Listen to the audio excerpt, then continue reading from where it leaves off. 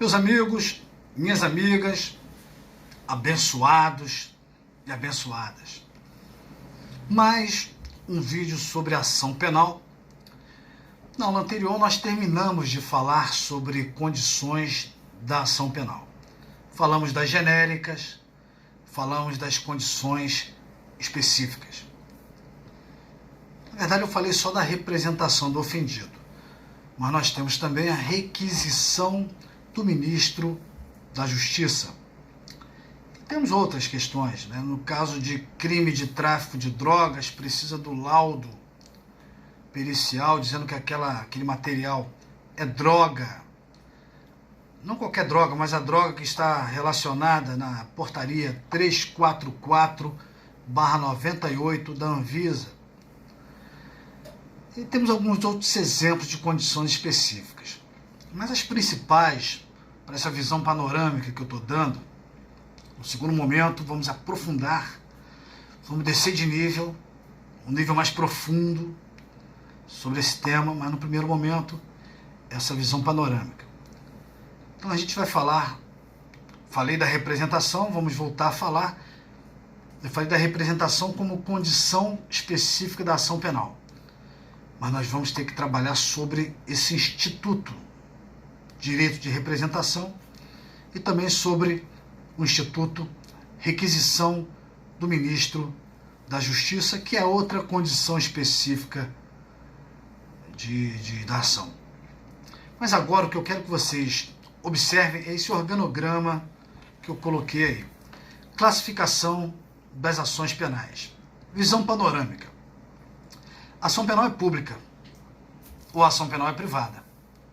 Ação penal pública, quem promove, quem dá entrada, quem é titular do direito de ação é o Ministério Público. E essa é a regra. Ação penal privada, promotor não pode entrar com ação. Promotor não tem legitimidade.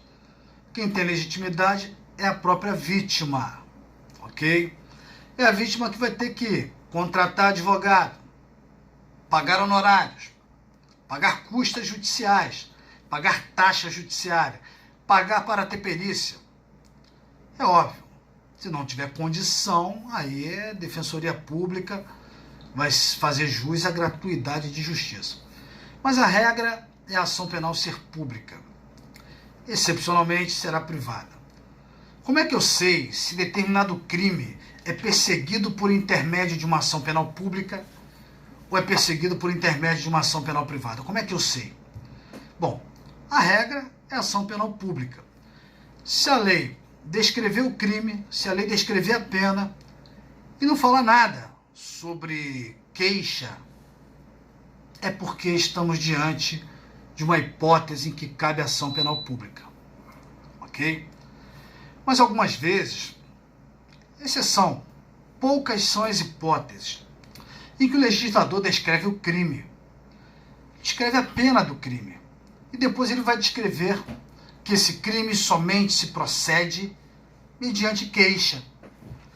Se ele não falar nada, no silêncio vale a regra, a ação penal é pública.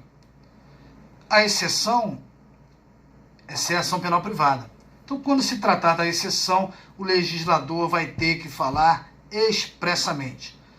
Ou vai falar no mesmo dispositivo legal que descreve o crime, ou às vezes vai falar lá no final do capítulo. Se vocês derem uma olhada nos crimes contra a honra, artigo 138 define o crime de calúnia, não fala nada de queixa. Aí você vai para o 139 do Código Penal, fala do crime de difamação, fala da conduta proibida, fala da pena, mas não fala nada sobre queixa. Se você olhar para o artigo 140, descreve o crime de injúria, descreve a pena, mas não fala nada sobre queixa-crime. Vocês poderiam, de forma apressada, concluir que no silêncio da lei vale a regra. Então esses crimes são perseguidos por uma ação penal pública. É o promotor que tem que correr atrás. Calma. Porque não basta olhar o dispositivo legal onde está descrito o crime e a pena. Tem que olhar, mas às vezes não vai estar ali. Se você não encontrar nada relacionada à queixa-crime, ali no dispositivo que descreve o crime, você tem que ir prosseguindo na sua análise até o último artigo daquele capítulo. Então, se você pegar o último artigo do capítulo onde está inserido os crimes contra a honra, é o artigo 145. Lá vocês vão ver que o legislador diz que esses crimes se procedem mediante queixa.